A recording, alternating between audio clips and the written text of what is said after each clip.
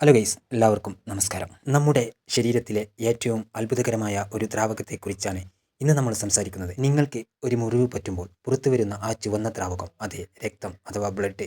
ഇത് വെറുമൊരു ചായമല്ല, നമ്മുടെ ജീവൻ നിലനിർത്തുന്നതിൽ ഏറ്റവും പ്രധാന പങ്ക് വഹിക്കുന്ന ഒന്നാണ്. എന്താണ് ഈ രക്തം? അതിൻ്റെ ഉള്ളിൽ എന്തൊക്കെയുണ്ട് എന്ന് നമുക്ക് ഈ വീഡിയോയിലൂടെ നോക്കാം. രക്തം ഒരു പ്രത്യേകതരം ശരീരകലയാണ്. നമ്മുടെ ശരീരത്തിലൂടെ ഒരു നദി പോലെ ഒഴുകി നടന്ന് പല ജോലികളും ചെയ്യുന്നു. പ്രധാനമായും രക്തത്തിൽ 4 ഘടകങ്ങളുണ്ട്. രക്തത്തിൻ്റെ ദ്രാവക ഭാഗമാണ് പ്ലാസ്മ.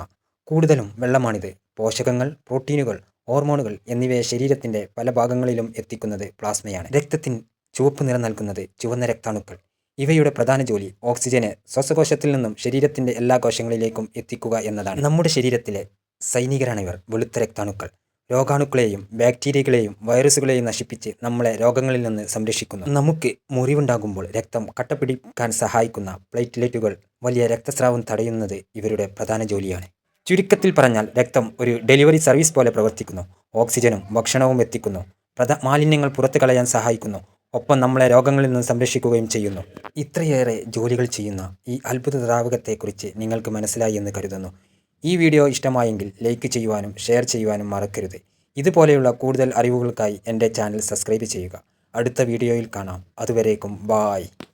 ഇന്ന് ഞാൻ നിങ്ങളുടെ മുന്നിൽ വന്നിരിക്കുന്നത് ഒരു അടിപൊളി പ്രൊഡക്റ്റുമായാണ്. നിങ്ങൾക്ക് ഈ പ്രൊഡക്റ്റ് ആവശ്യമുണ്ടെങ്കിൽ ഈ നമ്പറിൽ വാട്സപ്പ് ചെയ്യുക.